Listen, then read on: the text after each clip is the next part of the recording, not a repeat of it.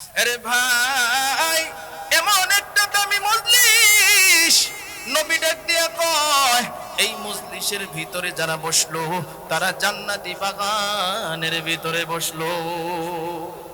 শুধু তাই নয় রে ভাই, নবী জানায়া দিয়েছেন এই মাহফিলের শেষ পর্যন্ত থেকে যারা দোয়া করে বাড়িতে যাবে, নবী ডাক দিয়া কয় আল্লাহ রাব্বুল আলামিন হইতে পারে তাদের জীবনের সমস্ত গুনাহ খাতা মাফ করে দিবে।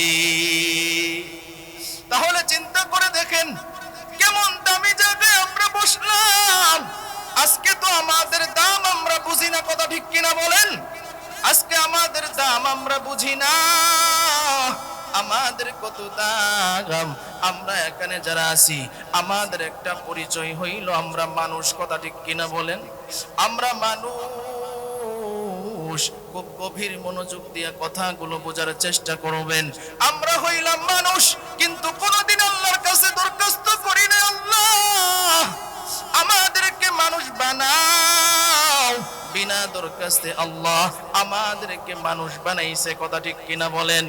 আল্লাহ রাব্বুল আলামিন আমাদেরকে যদি মানুষ না বানাইয়া কুকুর, শুয়োর, ভেড়া, বকরি বানাইতে পারতো কি পারতো না? আরে ভাই, আল্লাহ রাব্বুল আলামিন আমাদেরকে মানুষ বানাইছে। মানুষ বানানোর পর আল্লাহ রাব্বুল আলামিন আমাদেরকে আরেকটা নিয়ামত দান করেছেন। ওই নিয়ামতটা হলো রে ভাই, আল্লাহ রাব্বুল আলামিন আমাদেরকে মুসলমানের ঘরে জন্ম দিয়েছে, ঠিক কিনা? আজকে একটু চিন্তা করে দেখেন, আল্লাহ যদি আমাদেরকে মুসলমানের ঘরে জন্ম না দিয়া হিন্দু, বৌদ্ধ, ইহুদি, খ্রিস্টানের ঘরে জন্ম দিতে পারতো কি পারতো না? তাহলে চিন্তা করে দেখেন, আল্লাহ আমাদেরকে বিনা দরখাস্তে মানুষ বানাইছেন, আবার বিনা দরখাস্তে মুসলমানের ঘরে জন্ম দিয়েছেন। এরপরে 3 নম্বরে আরেকটা দামি নিয়ামত দান করেছেন। ওই দামি নিয়ামতটা হলো রে ভাই, আমাদেরকে আখিরি জামানার পয়গম্বরের উম্মত বানাইছে। চিন্তা করে দেখেন, যেই নবীর উম্মত হওয়ার জন্য অন্য অন্য নবীরা আল্লাহর কাছে দরখাস্ত জানায়, আল্লাহ আমাদেরকে যদি আখিরি জামানার পয়গম্বরের উম্মত না বানাইয়া, আমাদেরকে যদি নবী না বানাইয়া আখিরি জামানার পয়গম্বরের উম্মত বানাইতা, তাহলে আমাদের জীবনটা ধন্য হয়ে যাইত। সুবহানাল্লাহ। শুধু তাই নয় রে ভাই, পয়গম্বর মুসা আলাইহিস সালাতু ওয়াস সালাম আল্লাহর ডাক দিয়া কয়, আল্লাহ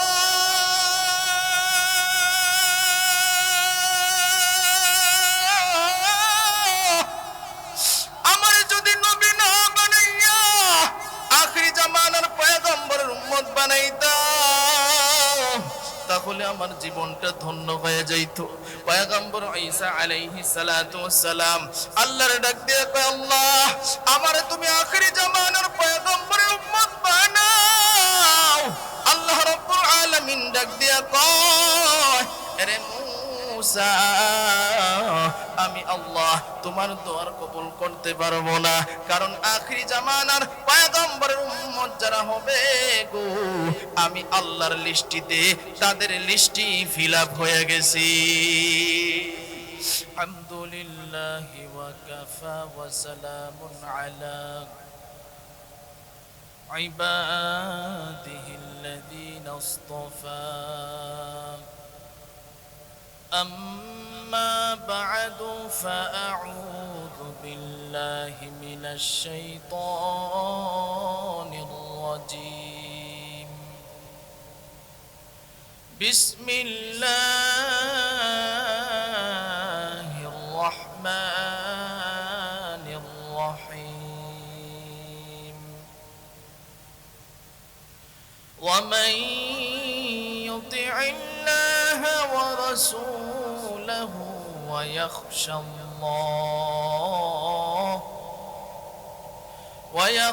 الله ويتقه فأولئك هم الفائزون.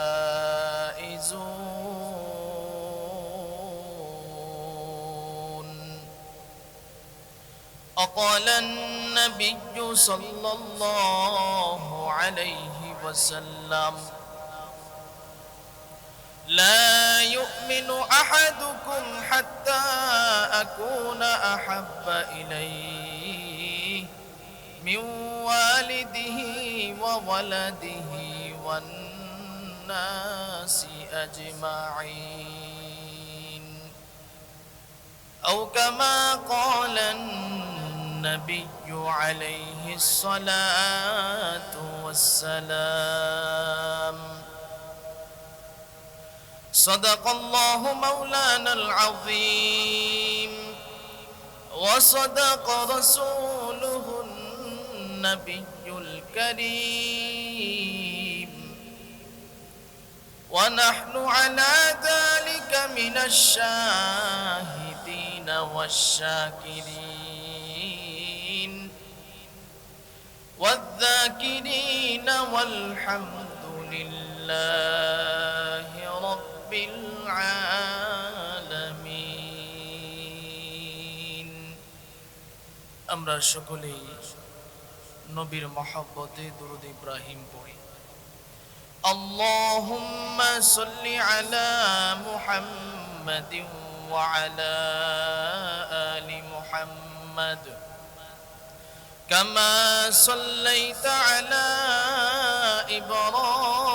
إبراهيم وعلى آل إبراهيم إنك حميد مجيد اللهم بارك على محمد وعلى آل محمد كما باركت على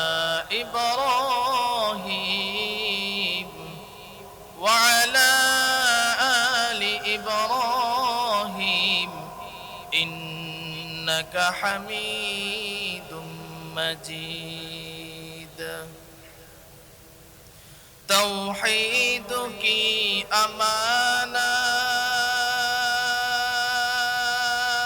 أمانات सीनों में है हमारा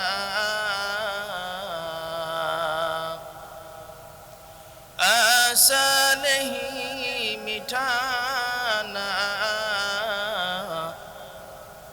नामो निशा हमारा बलगल उला शुक्ली पूरी बिकमालिही كشف الدجى بجماله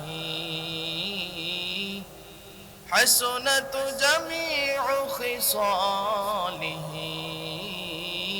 صلوا عليه وآله ذكر كري لا إله إلا الله لا إله جوري لا إله لا إله إلا الله لا إله إلا الله لا إله إلا الله لا إله إلا الله لا إله جوري لا إله বেলাল বলে এক আল্লাহ উমাইয়া বলে বড় জালা বেলাল বলে এক আল্লাহ উমাইয়া বলে বড় জালা আমার আল্লাহ বলেন ও জিবরাইল আল্লাহ বলেন ও জিবরাইল জান্নাতেরি খোলো তালা লা ইলাহা জোরে লা ইলাহা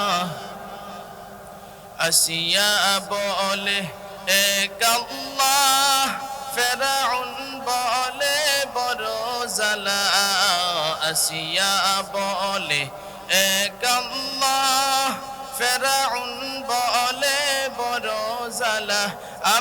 আল্লাহ বলেন ও জিবরাইল, আল্লাহ বলেন ও জিবরাইল, জান্নাতেরি খোলো তালা, লা ইলাহা, জোরে লা ইলাহা, লা ইলাহা ইল্লাল্লাহু মুহাম্মাদুর রাসূলুল্লাহ। সকলেই পড়ি সাল্লাল্লাহু আলাইহি ওয়াসাল্লাম। तकबीर में कलिमा में नमाजों में अदा में, तकबीर में कलिमा में नमाजों में अदा में, ऐ नाम इलाही से मिला नाम मुहम्मद, ऐ नाम इलाही से मिला नाम मुहम्मद। फरमाती है आदम के मुझे खल्द तरी में, फरमाती है आदम के मुझे खल्द तरी में, लेका हुआ तौबा पे मिला नाम मुहम्मद, लेका हुआ तौबा पे मिला नाम मुहम्मद। ऐ बंदे खुदा चाहोगार उनकी मुलाकात, ऐ बंदे खुदा चाहोगार उनकी मुलाकात, जल्दी से अब बैठे सुनो हजरत की नसीहत, जल्दी से अब बैठे सुनो हजरत की नसीहत।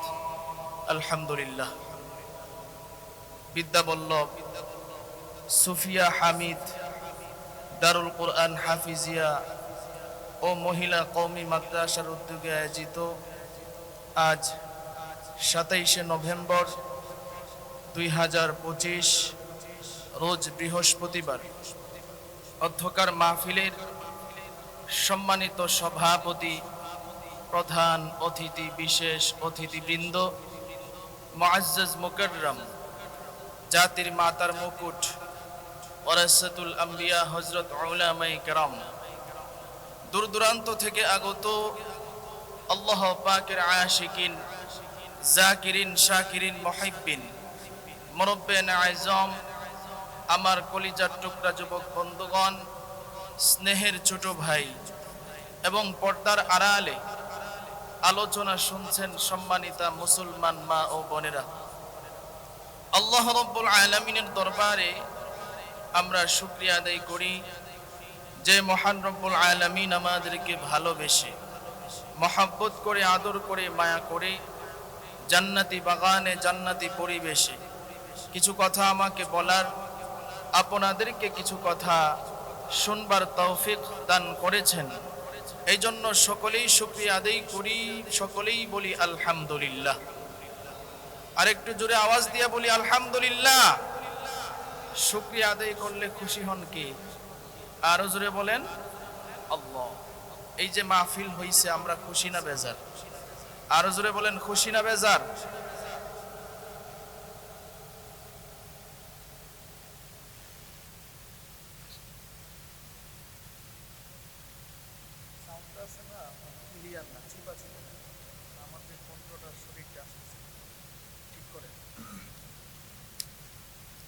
আজকের এই মাহফিলে আমরা খুশি না বেজার? আরো জোরে বলেন খুশি না বেজার? আমরা যেমন খুশি, একজন কিন্তু বেজার। কথা ঠিক কিনা বলেন? তার নাম কি? মাশাআল্লাহ। শয়তান শুধু বেজার যে বিষয়টা এমন না, শয়তান রে তো দোয়া পড়লে শয়তান দৌড়ে, কিন্তু কিছু মানুষ শয়তান আছে তারাও বেজার। কথা ঠিক কিনা বলেন? দেখবেন তাদের কোরআন হাদিসের কোনো কিছু দেখলে, কোরআনের কোনো বিষয় দেখলে, মসজিদ মাদ্রাসা দেখলে, মাদ্রাসার হুজুরদেরকে দেখলে তাদের অ্যালার্জি উঠে। কথা ঠিক কিনা বলেন? এত মাহফিলের কি দরকার? এত ওয়াজের কি দরকার? এত মাদ্রাসার কি দরকার? এত মসজিদের কি দরকার? এই সমস্ত সিটিং এবং বাটপার আর শয়তান আছে না নাই? আর জোরে বলেন আছে না নাই? এইগুলারও শরীর জ্বলতেছে আজকের এই মাহফিলে। তবে শয়তানরা যেমন দোয়া পড়লে শয়তান দৌড়ে শরীরে আগুন জ্বলে, এই মানুষ শয়তানদের দোয়ায় কাজ হবে না, তাদের আরেকটা কাজ আছে, এটারও দোয়া আমি বলি, সেটা হলো লাঠির বাড়ি। কথা ঠিক কিনা বলেন? এই সমস্ত শয়তানও বেজার।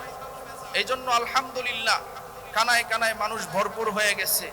রাস্তাঘাটে যারা আছেন আপনাদের কাছেও আমি উদারত আহ্বান রাখবো, আজকে আপনার এই মাহফিলের যিনি প্রধান অতিথি, প্রধান আলোচক, তিনি আমারই উস্তাদ আলহাজ হাফেজ মাওলানা মুফতি আমির হামজা বিন হাশেম সাভারি সাহেব, অনেক বড় আলোচক, যাকে পাইতে হইলে 1 বছর আগে থেকে কথা বলতে হয়, 1 বছর আগে থেকে ডেট নিতে হয়। তো আলহামদুলিল্লাহ আপনাদের এলাকার কৃতি সন্তান, আপনাদের এলাকার কৃতি সন্তান হযরত হাফেজ মাওলানা শরীফ বিল্লাহ সাদি সাহেব, উনি হুজুরকে বলছেন, আলহামদুলিল্লাহ হুজুরও রাজি হয়েছে। সকলেই বলেন আলহামদুলিল্লাহ। শরীফ বিল্লাহ সাদি সাহেবের ভাই হচ্ছে এই মাদ্রাসার সেক্রেটারি এবং ওনার আব্বাও পাশে বসা, মাশাআল্লাহ সম্মানিত মানুষ এলাকার। তো আলহামদুলিল্লাহ আপনারা অনেক বড় একজন আলোচককে পেয়েছেন, যিনাকে 1 বছর ঘুরেও পাওয়া যায় না। এটা আপনাদের কৃতি সন্তানের ধারাতে, আপনাদের এলাকার সন্তানের ধারাতে আলহামদুলিল্লাহ আল্লাহ কবুল করছেন। সকলেই বলেন আলহামদুলিল্লাহ, আরো জোরে বলেন আলহামদুলিল্লাহ। এই জন্য আপনাদের কাছে শুরুতেই আমি একটা আহ্বান রাখবো। আমি তো মোটামুটি এই মাঠে এই বছর নিয়ে 3 বছর আলোচনা হইতেছে। কয় বছর? আমার আলোচনা কারা কারা বিগত সময়ে শুনছেন একটু হাতগুলো দেখি তো। মাশাআল্লাহ, নারায়ে তাকবীর, নারায়ে তাকবীর।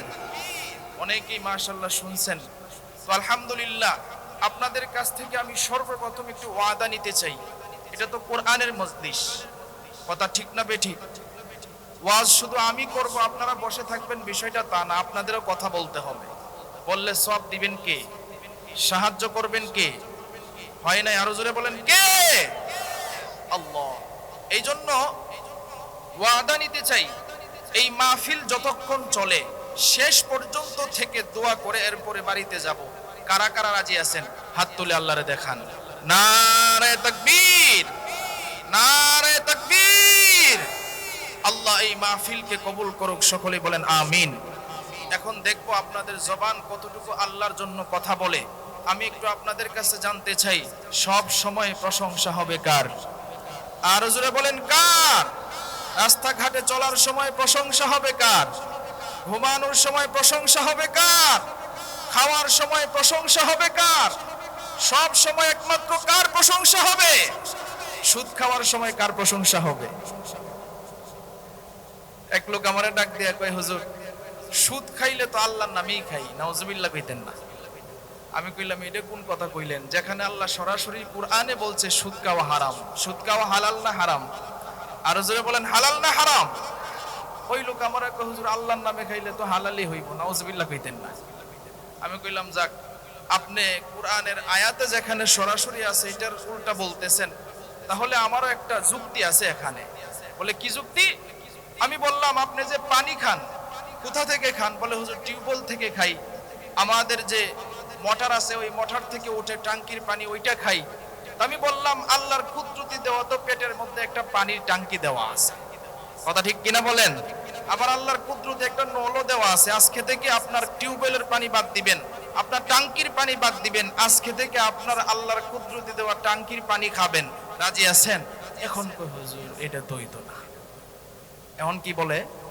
এটা তো হবে না। আমি বললাম যদি এটা না হয় আপনি বুঝেন যে পেশাব খাওয়া যাবে না, এটা হারাম, আর এটা খাওয়াও যায় না, সুতরাং সুদ খাওয়াও এটা পেশাব পায়খানার মতো হারাম, কথা ঠিক কিনা বলেন? যারা খায় তারা পেশাব পায়খানা খায়, কথা ঠিক কিনা বলেন? এগুলা বেহায়া, নির্লজ্জ, এদের শরম লজ্জা বলতে কিচ্ছু নাই, কথা ঠিক কিনা বলেন? এই জন্য সবসময় একমাত্র কার প্রশংসা হবে? আরো জোরে বলেন কার হবে? আবার একটু আওয়াজ দিবেন। আমরা যে মাহফিলে আসলাম তৌফিক দিয়েছেন কে? আরো জোরে বলেন কে? তোআতে তৌফিক, তোআত হামজে তোআতে তৌফিক, তোআত হামজে তো ই আমানত ওয়া ইজাবত हमसे तू तौफीक से होती है ये नेमतों की खजीना तौफीक से होती है ये नेमतों की खजीना हर मर्द की ताबूतों किया और है निशाना हर मर्द की ताबूतों किया और है निशाना ऐ बंदे खुदा चाहूँगा उनकी मुलाकात जल्दी से अब बैठे सुनो हजरतों की नसीहत जल्दी से अब बैठे सुनो हजरतों की नसीहत এরে নবীর উম্মতের দল আল্লাহ রাব্বুল আলামিন আমাদেরকে এখানে আনছেন আল্লাহ যদি তৌফিক না দিতেন এই মাহফিলে আসা আমাদের জন্য সম্ভব ছিল না কথা ঠিক কিনা বলেন আজকে আমাদের মতো কত মানুষ রাস্তাঘাটে ঘুরে দোকানপাটে বসে আড্ডা দেয় আছে না নাই আরো জোরে আওয়াজ দিয়ে বলেন আছে না নাই আরে ভাই আপনাদের কপাল কত ভালো এমন একটা দামি জায়গায় আসছেন যেখানে পৃথিবীর শ্রেষ্ঠ কিতাব কুরআনে কারীম এই কুরআনে কারীমের আলোচনা হইতেছে ঠিক কিনা আজকে কত যুবক এমন দেখা যায় যারা শীতের মধ্যে কম্বলের নিচে মোবাইল টিপে গান সিনেমা দেখে আছে না নাই আরো জোরে আওয়াজ দিয়ে বলেন আছে না নাই আরে ভাই কত মুরব্বি শয়তান এমনও আছে মসজিদ থেকে এসে নামাজটা দেই কইরা টুপিটাও মাথায় আছে তাসবিহটাও হাতে আছে আবার পাঞ্জাবিটাও পরনে আছে রাস্তার পাশে চায়ের দোকানে টিভি চলতেছে যেখানে নাটক সিনেমা চলতেছে শয়তানের মতো ওই জায়গায় তাকায়া থাকে এমন মুরব্বি শয়তান আছে না নাই আপনাদের কপাল কত ভালো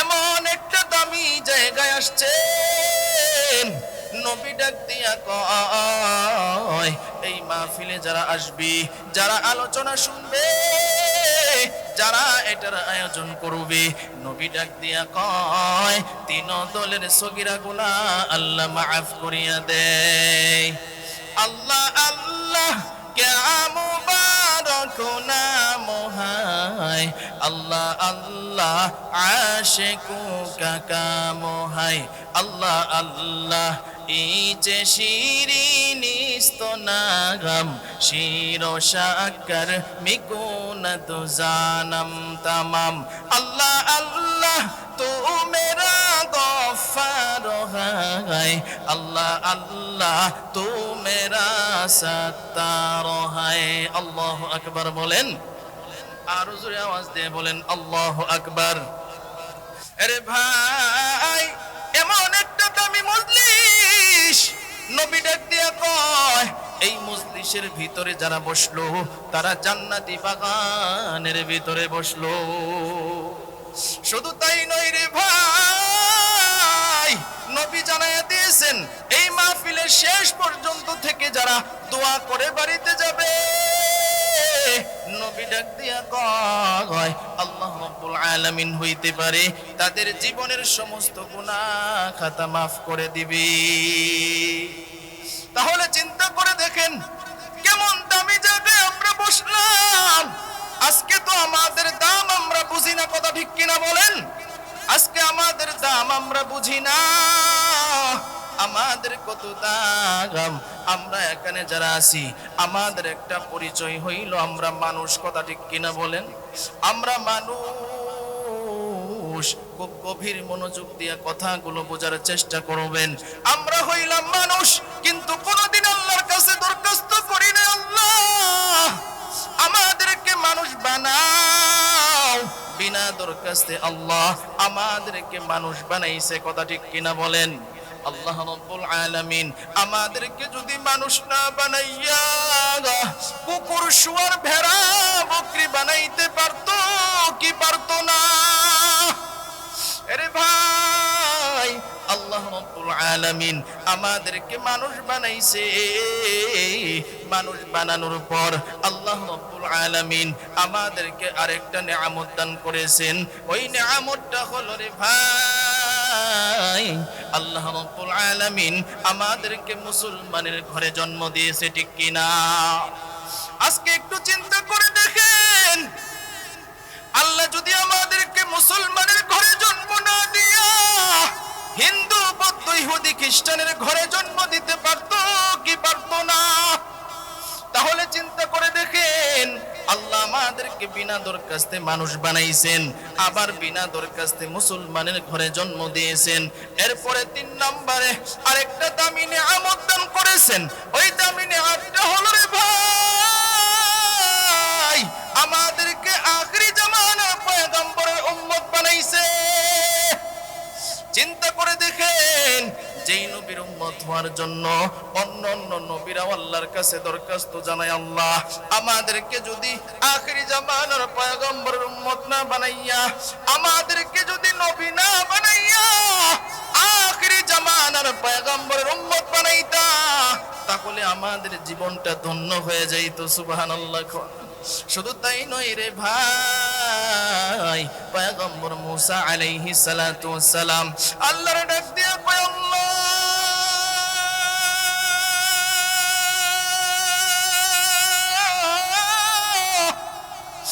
আমার যদি নবী না বানাইয়া আখিরি জামানার পয়গম্বরের উম্মত বানাইতা, তাহলে আমার জীবনটা ধন্য হয়ে যাইত।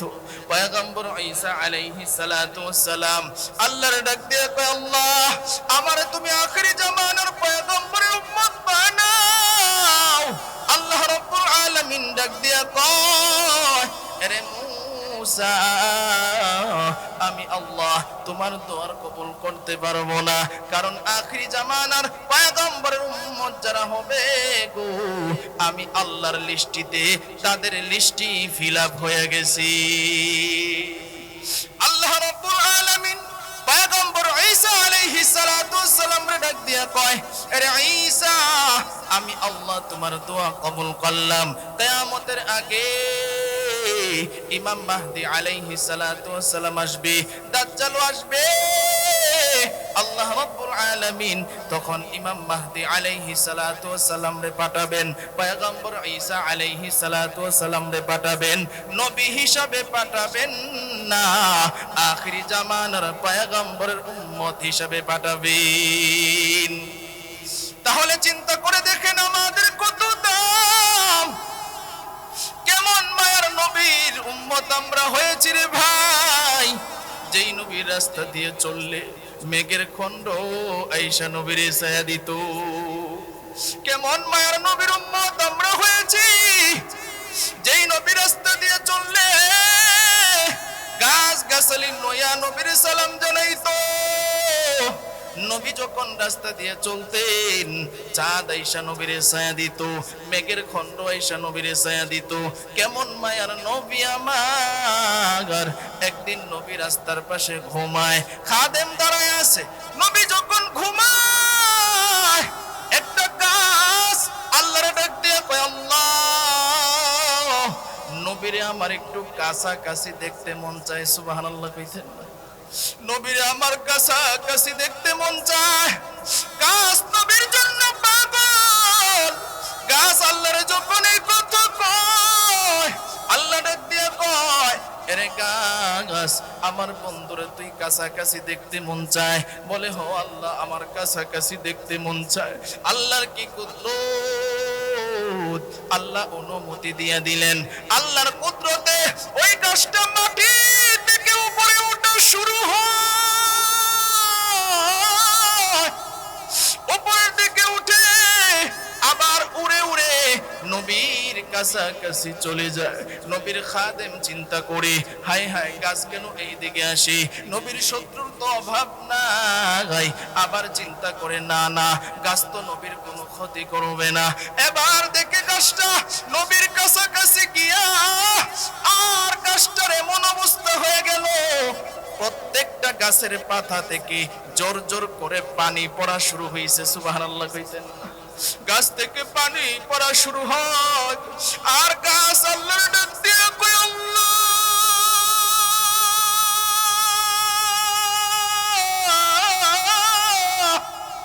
নবীর চেহারার এত মায়া, এত সুন্দর, নবীর চেহারা এত মায়াবী আর সুন্দর। ওগো আল্লাহ, আমি গাছের তৃপ্তি মিটে না, যেই নবীর জন্য গাছ পাগল, যেই নবীর জন্য জঙ্গলার হরিণ পাগল। শুধু তাই নয় রে ভাই, ওই নবীর জন্য গর্তের বিষাক্ত সাপও পাগল। নবী যখন হিজরত করে আবু বকরকে নিয়ে মদিনার দিকে যায়, হেরার গুহার মধ্যে যখন নবী ঢুকে, ওই গুহার মধ্যে 1000 বছর আগে থেকে একটা বিষাক্ত সাপ, নবী ওই গুহার মধ্যে ঢুকছে। আবু বকর সিদ্দিক রাদিয়াল্লাহু তাআলা আনহুরে ডাক দিয়া কয়, আবু বকর, আমার শরীরটা বড় ক্লান্ত লাগতেছে, তুমি একটু আমারে ঘুমানোর সুযোগ দাও। আবু বকর সিদ্দিক রাদিয়াল্লাহু তাআলা আনহু ডাক দিয়া কয়, পয়গম্বর, আপনার কোনো টেনশন নাই, এই যে আমার রান, এই যে আমার ওরাত, আমি আপনার জন্য বালিশ বানায়া দিলাম। আবু বকর ক্লান্ত, নবীও ক্লান্ত, কিন্তু নবীর প্রতি আবু বকরের কেমন ভালোবাসা। আবু বকর কয়, পয়গম্বর, আমার রানকে আমি আপনার জন্য বালিশ বানায়া দিলাম, আপনি ঘুমান। আবু বকরের গলার মধ্যে একটা চাদর ছিল, ওই চাদরটা নিয়া দেখে ওই গুহার মধ্যে অনেকগুলো গর্ত, এই গর্তের মুখগুলা সিরে সিরে বন্ধ করতেছে রে ভাই। প্রত্যেকটা গর্তের মুখ বন্ধ করে দিয়েছি। ওই গর্তের মধ্যে ছিল বিষাক্ত সাপ, 1000 বছর আগে থেকে অপেক্ষমান। কেন রে ভাই? কারণ নবী এই গুহার মধ্যে আসবে, সাপ অনেক দিন ধরে অপেক্ষারত অবস্থায় আছে। নবী যখন আসবে, আমি সাপ নবীর চেহারাটা দেখব। কেমন মায়ার নবী আমার! সাপ 1000 বছর আগে গর্তের মধ্যে অপেক্ষায়, এবার সাপের নাকের মধ্যে নবীজি যে আসছে গ্রান চইলা গেছে। কারণ নবীজি যেখানে যাইতেন, মিশকে আম্বরের গ্রান সেখানে ছড়াইয়া যাইত। সাপের নাকের মধ্যে নবীর গ্রান। এবার সাপ আনন্দে আত্মহারা হইয়া উপরের দিকে ওঠা শুরু হইছে। নবীরে দেখবো আমি, আজকে আমার স্বপ্ন পূরণ হবে, এই কথা বলে উপরের দিকে উঠে এক গর্ত দিয়ে উঠে উপরে যখন মুখামুখি চলে আসে, তখন দেখে ঘরের গর্তের মুখটা বন্ধ হয়ে আছে। আবার আরেক গর্ত দিয়া যায়, দেখে গর্তের মুখ বন্ধ হয়ে আছে। আবার সাপ আরেক গর্তে দিয়া যায়, দেখে সাপের মুখ, গর্তের মুখটা বন্ধ হয়ে আছে। ওই সাপ এবার প্রত্যেকটা গর্ত দিয়ে ট্রাই করে, আর একটা গর্ত দিয়েও তিনি উপরে উঠতে পারে না।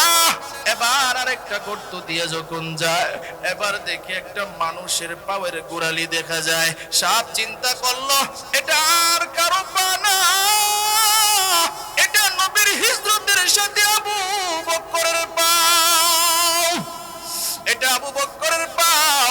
খুব খেয়াল করে গভীর মনোযোগ দিয়ে বোঝার চেষ্টা করবেন। এবার সাপ মাথা দিয়া আবু বকরের পায়ের মধ্যে এরকম ধাক্কা দেয়, আর ডাক দিয়া কয়, আবু বকর ভাই,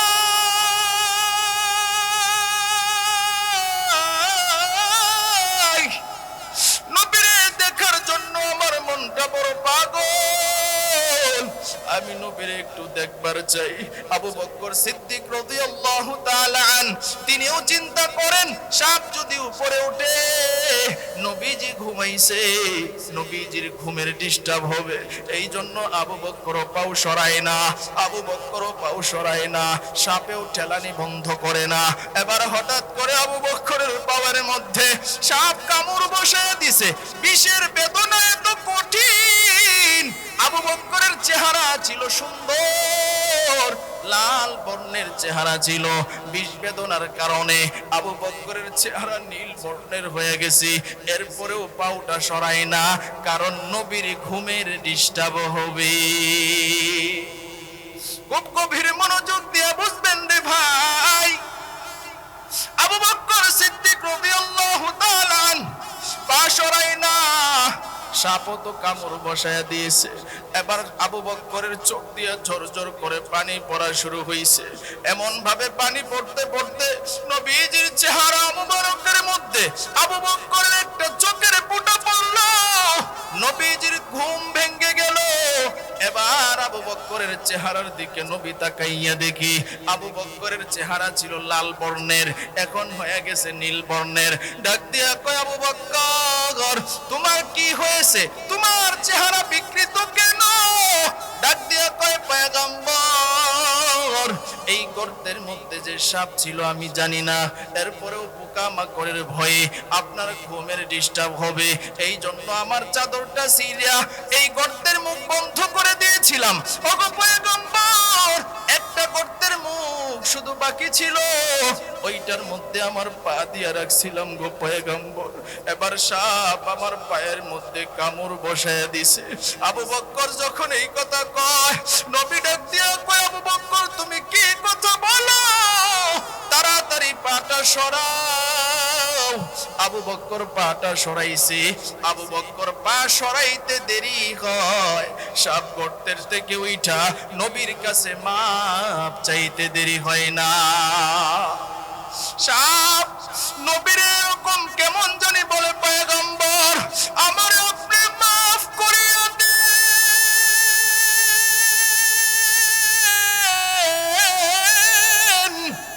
আমার ভুল হয়ে গেছে।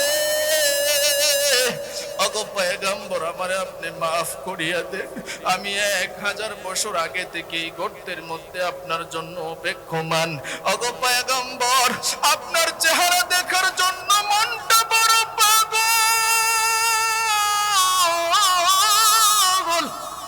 আপনাকে দেখার আবেগে আমি আবু বকরের পায়ের মধ্যে কামড় বসায় দিয়েছি। ওগো পয়গম্বর আমারে আপনি মাফ করিয়া দেন।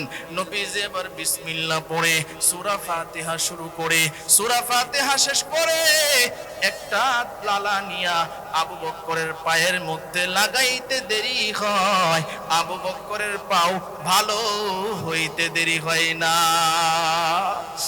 ইমামুল আউয়ালিনাল আখিরিন বলে সদকা রাহমাতাল লিল আলামিন।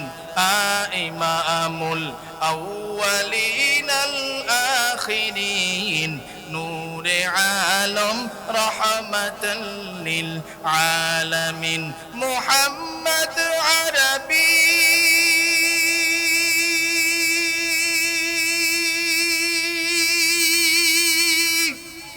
হাইয়া নবী রাস্তে पे शुआ आलम हुआ उसकी पैदा से उजाला, आलम हुआ उसकी पैदा से उजाला। शफीउल हुमम हमारा नबी रोज क़यामत शफाअत करेगा अल्लाह के पास गुनाहगार उम्मत, शफाअत करेगा अल्लाह के पास गुनाहगार उम्मत। তাহলে চিন্তা করে দেখেন আমরা কেমন মায়ার নবীর উম্মত হয়েছি, কথা ঠিক কিনা বলেন? আরো জোরে আওয়াজ দিয়ে বলেন ঠিক কিনা। তাহলে চিন্তা করেন আমাদের দাম কম না বেশি? আরো জোরে বলেন কম না বেশি? আজকে আমাদের দাম কি আমরা বুঝি? আরো জোরে বলেন বুঝি? যদি বুঝতাম তাহলে রাস্তা দিয়া হিন্দুর সন্তানও হাঁটে, মুসলমানের সন্তানও হাঁটে, হিন্দুর মাথায় টুপি নাই, মুসলমানের সন্তানের মাথায়ও টুপি নাই, হিন্দুর গালে দাড়ি নেই, মুসলমানের সন্তানের মুখেও দাড়ি নেই, হিন্দুর গায়ে সুন্নতি লেবাস নাই, মুসলমানের সন্তানের গায়ের মধ্যেও সুন্নতি লেবাস নাই। তাহলে মুসলমান আর হিন্দুর মধ্যে পার্থক্য কি হইল, কথা ঠিক কিনা বলেন? আজকে সেই নবীর আদর্শ আমাদের ভিতরে নাই। আজকে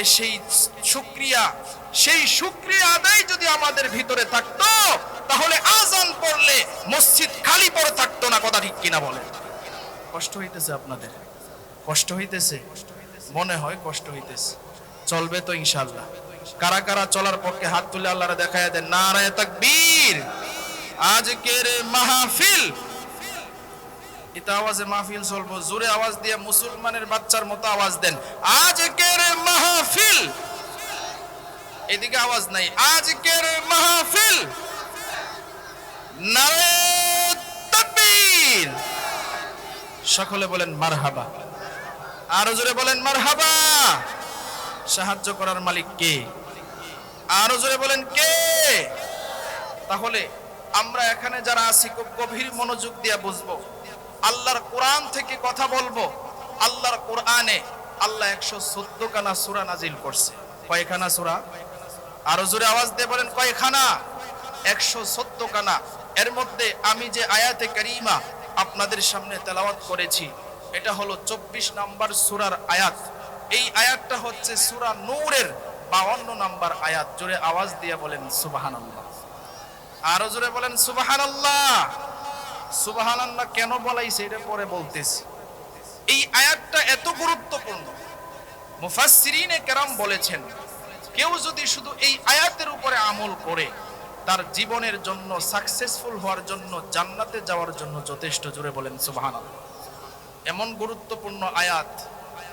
এই আয়াতটার শানে নুজুল হচ্ছে, কেন নাজিল হয়েছে? এই আয়াতটা নাজিল হওয়ার কারণ, এর আগে একটা ঘটনা শুনলে বুঝবেন, তাফসিরে কুরতুবির মধ্যে আছে। হযরত ওমর রাদিয়াল্লাহু তাআলা আন মসজিদে নববীর মধ্যে দণ্ডায়মান দাঁড়িয়ে আছেন।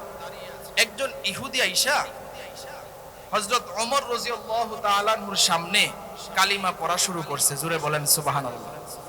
কালিমা পড়তেছে। ওমর রাদিয়াল্লাহু তাআলা আনহু চিন্তা করলেন, ব্যাপার কি? সে ইহুদি মানুষ, আমার সামনে আইসা কালিমা পড়ে, এটা তো একটা আসলে আশ্চর্যের ব্যাপার, কথা ঠিক কিনা বলেন? এবার ওমর রাদিয়াল্লাহু তাআলা আনহু ডাক দিয়ে কই, ভাই আপনি আমার সামনে কালিমা পড়তেছেন, ব্যাপার কি? আপনি তো মুসলমান না। এবার ডাক দিয়ে কয়, ওমর ভাই, এক মুসলমান কয়াদির মুখে আমি একটা কোরআনের আয়াত শুনছিলাম। এই আয়াতটা শুনে আমার বুঝে গেছে কোরআন সত্য, নবী সত্য, আল্লাহ এক। আমি আর দেরি করি নাই, সাথে সাথে কালিমা পড়ে মুসলমান হয়ে গেছে। চিৎকার দিয়ে বলেন আল্লাহু আকবার। আর জোরে বলেন আল্লাহু আকবার। ওমর রাদিয়াল্লাহু তাআলা আনহু যখন এই কথা বললেন, তখন তিনি এই উত্তর দিলেন, আমি তাওরাত পড়েছি, জাবুর পড়েছি, ইনজিল পড়েছি, কোন জায়গায় এরকম কথা আমি পাই নাই যেই কথা আমি এই সূরা নূরের 52 নম্বরে পেয়েছি। জোরে আওয়াজ দিয়ে বলেন সুবহানাল্লাহ।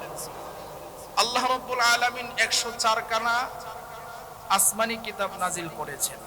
এর মধ্যে 100 হইল ছোট আর 4 খানা হইল বড়, কথা ঠিক কিনা বলেন? এই 4 খানা বড়র মধ্যে তাওরাত, জাবুর, ইনজিল সব কিছুর নির্যাস কোরআনের ভিতরে আছে না নাই? আর জোরে বলেন আছে না নাই? এখন ওমর রাদিয়াল্লাহু তাআলা আনহু বলতেছে, ভাই এই কোরআনের আয়াতটা কি আমার একটু তেলাওয়াত কইরা শোনানো যাবে না? সুবহানাল্লাহ কইতেন না? এবার ইহুদি লোক এই আয়াতটা শোনায়, ওয়ামান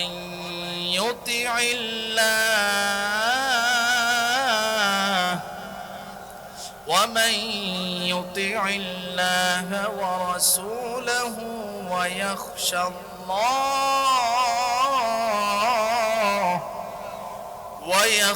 আল্লাহ ওয়া ইয়াত্তাকিহি ফাউলাইকা হুমুল ফাইজুন।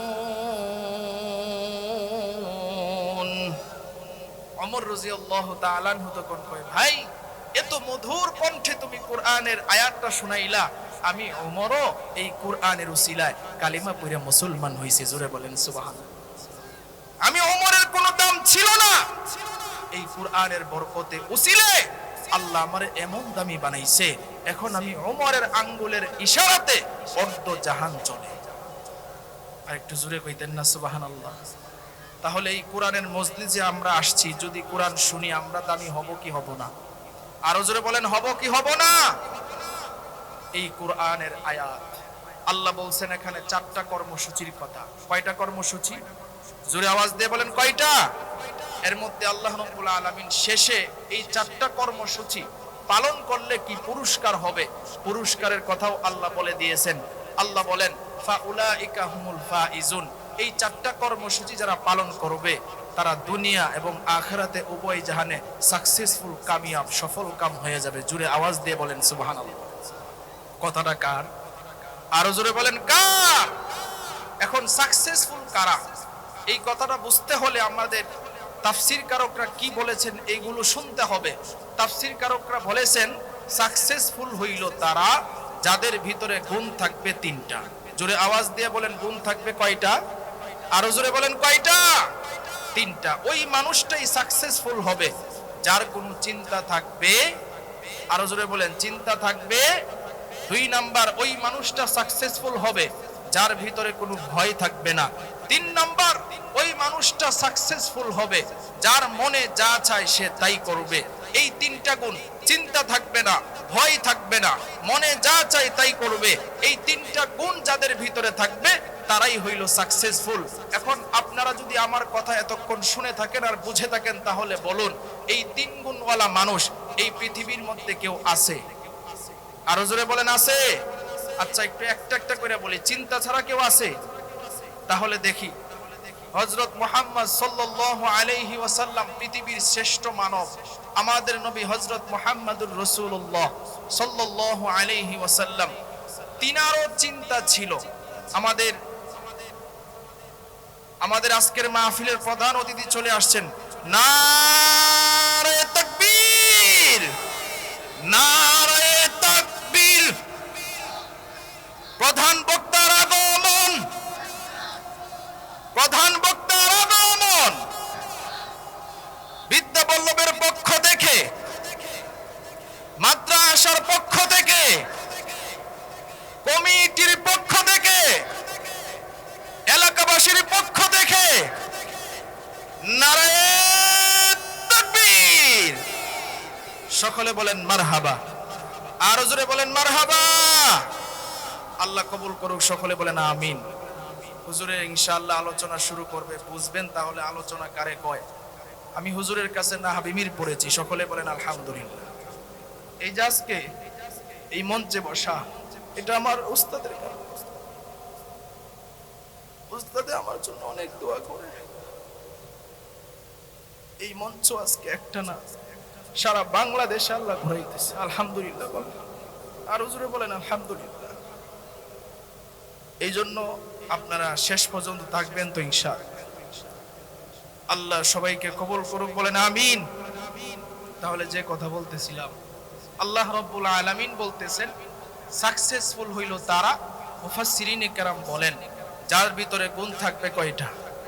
আরো জোরে বলেন কয়টা? 3টা। তাহলে নবীরও চিন্তা ছিল।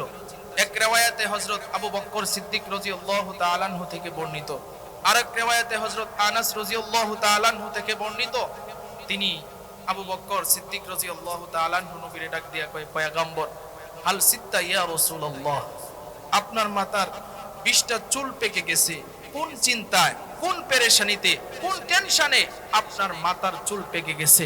নবী ডাক দিয়া কয়, আবু বকর, আল্লাহ কোরআনে একটা সূরা নাজিল করছে, যেই সূরার নাম হইল সূরাতুল ওয়াকিআ।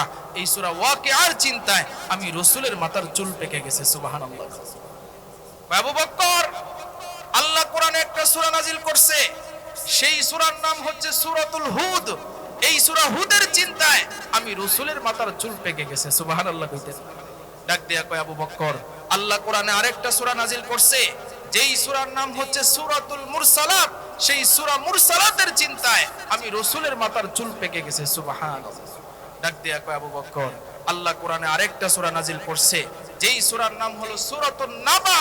এই সূরা নাবার চিন্তায় আমি রাসূলের মাথার চুল পেকে গেছে। সুবহানাল্লাহ। তাহলে চিন্তা করে দেখেন, নবীর যদি চিন্তা থাকে তাহলে আপনি আমি কি? কথা ঠিক কিনা বলেন? যেমন আমরা আল্লাহর ওলির ভক্ত, একজন বড় আল্লাহর ওলি ছিলেন, আমি অনেক সংক্ষেপ করতেছি।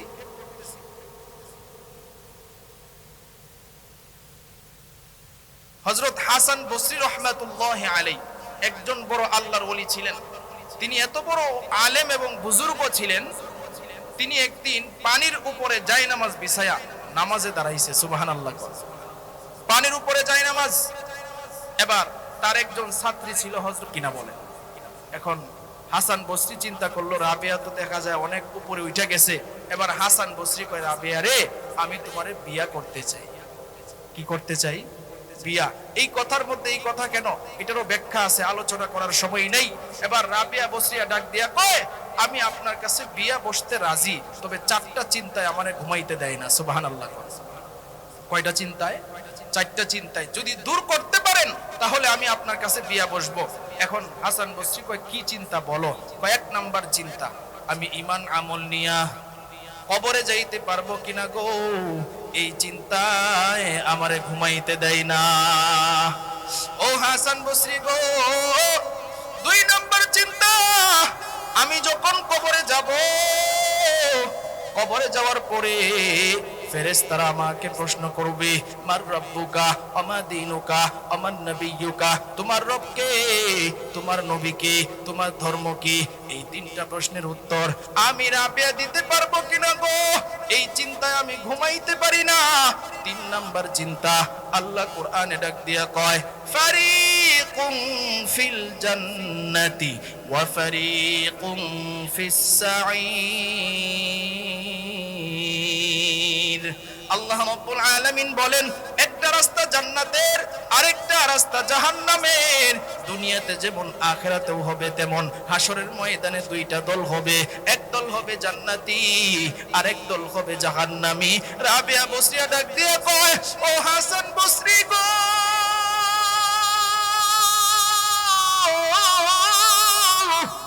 হাসরের ময়দানে আমি জান্নাতি হব কিংবা জাহান্নামী হব, এই চিন্তায় আমার ঘুম আসে না। 4 নাম্বার চিন্তা, বলে ফুলসিরাতের ব্রিজ এত বড় হবে, 30,000 বছরের রাস্তা হবে, এই রাস্তাটা চুলের চাইতেও চিকন হবে, হীরার চাইতেও ধার হবে, এই রাস্তাটা কিভাবে আমি পার হব গো, এই চিন্তায় আমি ঘুমাইতে পারি না। হাসান বসরি ডাক দিয়ে কয়, ও রাবেয়া রে, তোমার এই 4 চিন্তা আমি কিভাবে দূর করব গো, এই 4 চিন্তাই তো আমি হাসান বসরিও ঘুমাইতে পারি না। চিৎকার দিয়ে বলেন আল্লাহু আকবার, আরো জোরে আওয়াজ দিয়ে বলেন আল্লাহু আকবার। তাহলে চিন্তা করে দেখেন, আজকেই আমাদের বাংলাদেশে 95% মুসলমানের দেশ, কথা ঠিক কিনা বলেন? অনেক ভণ্ড আছে, ইসলামকে বিকৃত করে, আছে না নাই? আমার কাছে আসতে দেরি হবে, জান্নাতের টিকিট পাইতে দেরি হবে না, আছে না নাই? আরেকটা বিশেষ মেসেজ আমি দিয়ে যাই, আমার উস্তাদ পাশে বসা আছেন, আমার যিনি তালিমি মুরব্বী পাশে বসা আছেন, আজকের মাহফিলের প্রধান অতিথি বসা আছেন, ওনার সামনে রেখে আরেকটা মেসেজ দিতে চাই আপনাদেরকে। আজকে 95% মুসলমানের দেশে আজকে একটা জামাত নবীর শেষ নবী মানে না, কথা ঠিক কিনা বলেন? এটা হইল কাদিয়ানি জামাত, যেই জামাত নবীর শেষ নবী মানে না। আমাদের একটা দাবি হইল, যারা এই বাংলাদেশে থেকে 95% মুসলমানের দেশে থেকে আমার নবীকে শেষ নবী মানবে না, তারা এই বাংলাদেশে থাকতে পারবে না, কথা ঠিক কিনা বলেন? এখন বলবেন হুজুর, তারা কেন বাংলাদেশে থাকতে পারবে না? আমি বলবো, হ্যাঁ থাকতে পারবে না, কিন্তু থাকতে পারবে। কিভাবে পারবে? হিন্দুরা যেমন তাদের ধর্ম নিয়ে আছে, তারাও তেমন অমুসলিম হিসেবে বাংলাদেশে থাকবে, কথা ঠিক কিনা বলেন? বৌদ্ধরা যেরকম বাংলাদেশে আছে, তারাও অমুসলিম হিসেবে বাংলাদেশে থাকবে। খ্রিস্টান যেমন তাদের ধর্ম নিয়ে আছে, তারাও অমুসলিম হিসেবে বাংলাদেশে থাকবে। কিন্তু 95% মুসলমানের দেশে আমার নবীরে যারা নবী মানবে না, তাদের ব্যাপারে কোনো আপোষ হবে না, কথা ঠিক কিনা বলেন? এই জন্য মনে রাখতে হবে, 15ই নভেম্বর সোহরাওয়ার্দী উদ্যানে মধুপুরের পীর সাহেব সহ, হেফাজতের আমির সহ বাংলাদেশের সমস্ত উলামায়ে কেরাম একতাবদ্ধ হয়েছে। আজকে 53 বছর ধরে সংসদে আইন জারি হয় না, নবীর পরে নবী নেই, সংসদে এই আইন জারি হয় না। আজকে আমাদেরকে আলায়া বুলায়া মুসলমানের মাথায় কাটাল ভেঙ্গে যারা ক্ষমতায় আসে, যারা ক্ষমতা দেখে যায়, তারা আমাদেরকে ব্যবহার করতেছে, কথা ঠিক কিনা বলেন? এই জন্য মুসলমান এবার আমাদের আকাবিররা ডাক দিয়েছেন যে নবীর পরে নবী নেই, এই আইন সংসদে জারি করতে চাই। এর জন্য যদি রক্ত দিতে হয়, জীবন দিতে হয়, ফাঁসির কাষ্ঠেও জ্বলতে হয়, কারা কারা রাজি আছেন? দাঁড়ায় আল্লাহরে দেখায়া দেন, দাঁড়ায় আল্লাহরে দেখায়া দেন, দাঁড়ায় আল্লাহরে দেখায়া দেন। নারায়ে তাকবীর,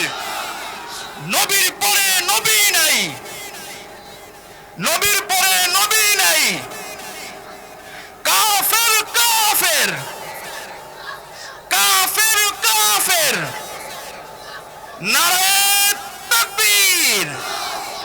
এ মুসলমান, ভয় পেলে চলবে? আরো জোরে বলেন, ভয় পেলে চলবে? একদিকে থাকবে কুফর, আরেক দিকে থাকবে ঈমান, কথা ঠিক কিনা বলেন? জিহাদি তামান্না বুকে নিয়ে মাঠে ময়দানে নামতে হবে, কথা ঠিক কিনা বলেন? কাফেররা যদি তাদের জায়গায় সঠিক থাকে, তাদের জায়গায় সচল থাকে, আমরা তো ঈমানদার, তাদেরকে কখনো ছাড় দেওয়া হবে না, কথা ঠিক কিনা বলেন? রাজি আছেন তো ইনশাআল্লাহ? আল্লাহ কবুল করুক, আজকের এই মাহফিলকে কবুল করুক, আজকের এই মাহফিলকে আল্লাহ তাআলা বরকতময় করুক, কবুল করুক। ওয়া আখিরি দাওয়ানা আনিল হামদুলিল্লাহি রাব্বিল আলামিন। আসসালামু আলাইকুম ওয়া রাহমাতুল্লাহি ওয়া বারাকাতুহু।